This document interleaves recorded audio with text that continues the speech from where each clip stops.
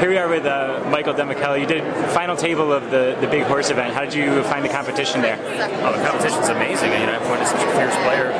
People dedicated their lives to become great at these games, and I'm just another player trying to compete. And it's not your first time on a TV final table. Do you think the TV pressure or the pressure of the magnitude of this event is bigger? Well, this sort of was definitely much bigger for me in general, just in terms of life accomplishment.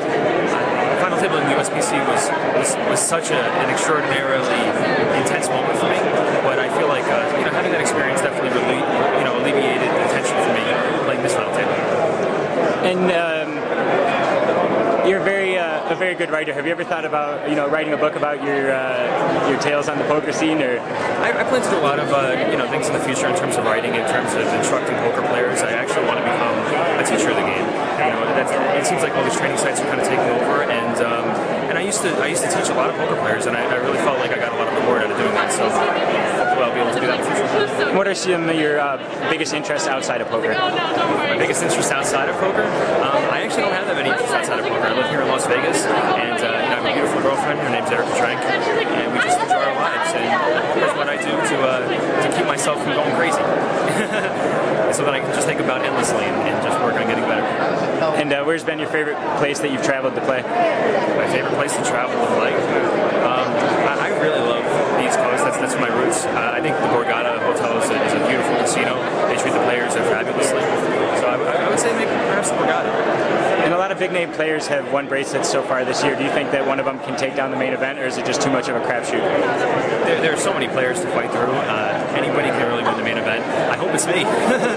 Now I'm so excited. Just final table in the 50K horse. I'm in second, and that would be awesome, like a final table in the main event too. But of course, it's just a long shot for everybody.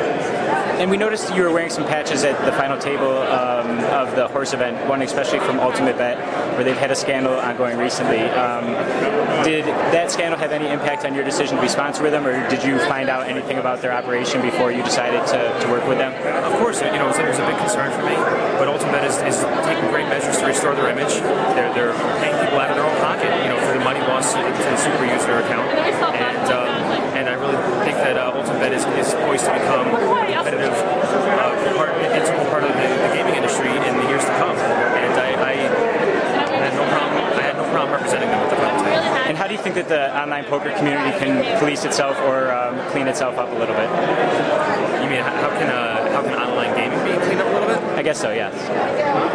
That's a really good question, and it's obviously necessary to ensure that every hand being dealt is completely fair.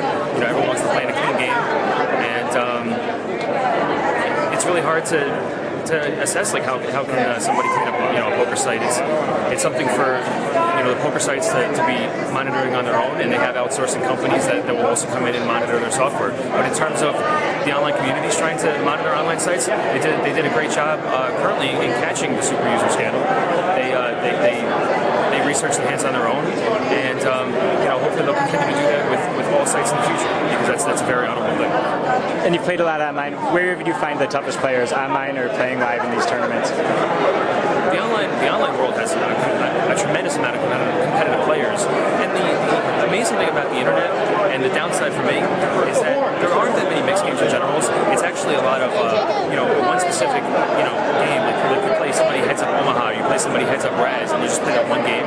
So what ends up happening is it draws the best players to become amazing at one specific game, and so that makes the internet games much more competitive. Whereas in a live game, if you're a very balanced player overall, you're constantly playing in like 6-game rotations, and everyone has a weak game, a game that they haven't learned as well as some of the others. So there are definitely advantages to playing live versus online. Like I said, I'm a very well-balanced player, so I feel like the live realm kind of caters to me. Well, thanks a lot for your time. Best of luck the rest of the way. Thank you.